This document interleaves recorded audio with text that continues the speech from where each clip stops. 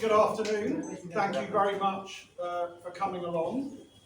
My name is Alex Marshall. Some of you have met me before, and I'm the independent chair of the new Bangladesh Cricket Board Integrity Unit.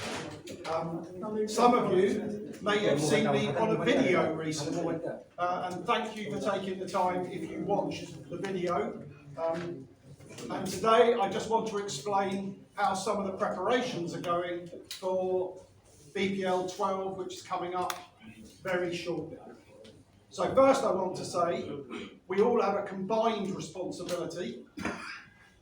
The new Integrity Unit, the Governing Council of the BPL, the Board of Bangladesh Cricket Board, all the team owners, coaches, managers, and all the players, and the media, to help us deliver a high quality and clean cricket tournament.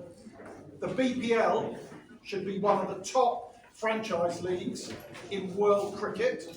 It should attract the best players, and it should be developing players from Bangladesh moving through to that top level international cricket, etc. That's the type of event I have in my mind, and when I do my work, I always feel like I'm working for the cricket fans of Bangladesh. They are my customers. They want a high quality and clean event. So, working on the principle that prevention is always better than cure, several steps are being taken to make sure that this year's BPL is run well and is a clean event. We all have to accept there has been some negative history with the event, particularly in recent years, and one of the outcomes of that was the Independent Inquiry Committee, who last month handed me, through the President, a 900-page report that referenced 60 people as either witnesses or suspects. I'm going through that report with my new integrity team. The whole integrity unit is a new construct within BCB, and I'm very pleased with the early impression that my new colleagues have made. And we have two watchwords in the new integrity unit: professionalism and confidentiality. And unfortunately, there has been a history where live investigations and people who are suspects have been discussed externally, and those details have appeared in the media. And while I fully appreciate that a live investigation to do with breaching the anti-corruption code is a very interesting story, and you as journalists will always be looking for good stories that your readers want to read or watch on YouTube or whatever type of media you are. But for me, the process has to be confidential. And I'm very pleased that in the first few weeks of the new unit operating, none of the things we have been dealing with, and we've been dealing with a lot of things, none of the things we've been dealing with have appeared in the media.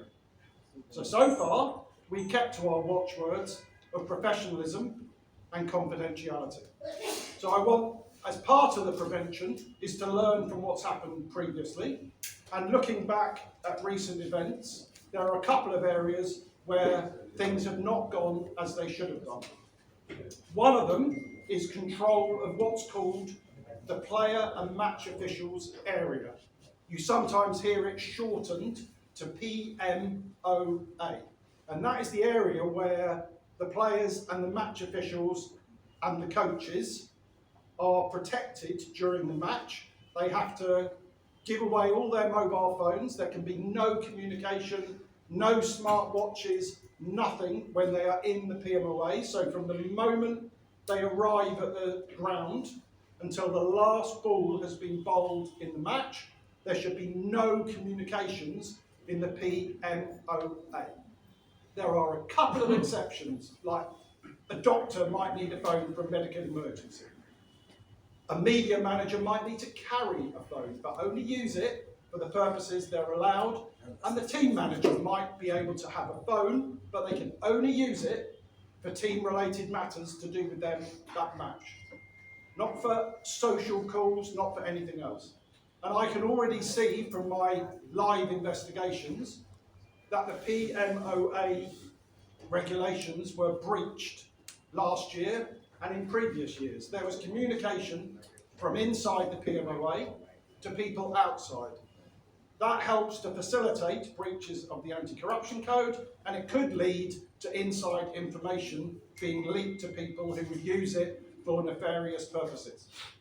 At this year's event, the PMOA regulations will be strictly enforced.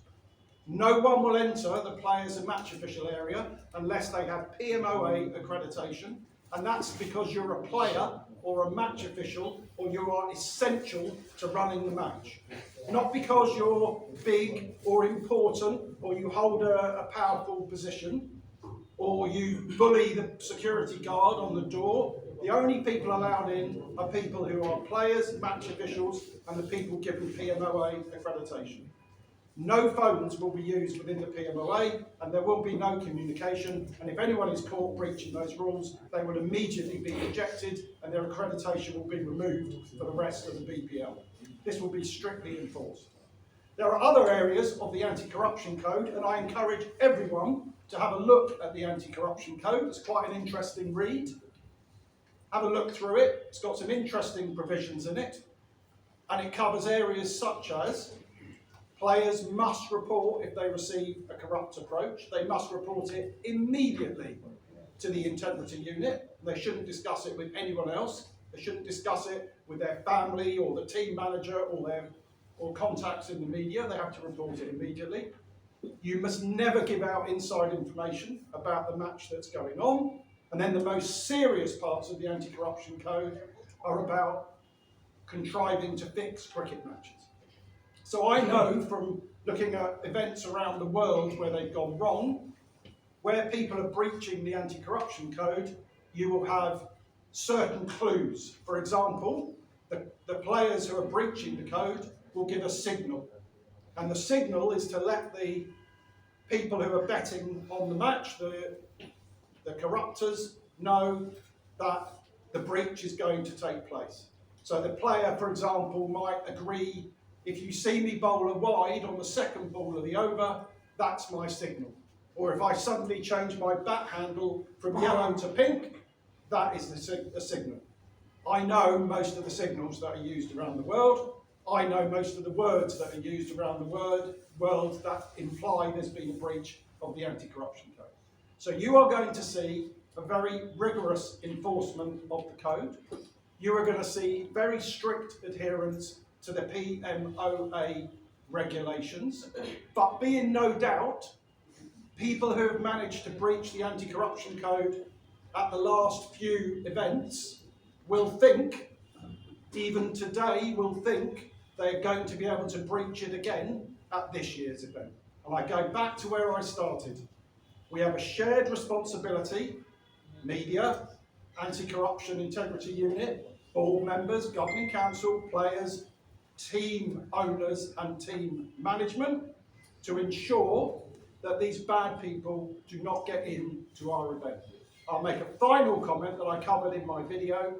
I have given advice to the governing council based on reading the 900-page report that some people should not be invited to this edition of the BPL. Some are players, some are not players. I've given that advice to try and prevent problems happening.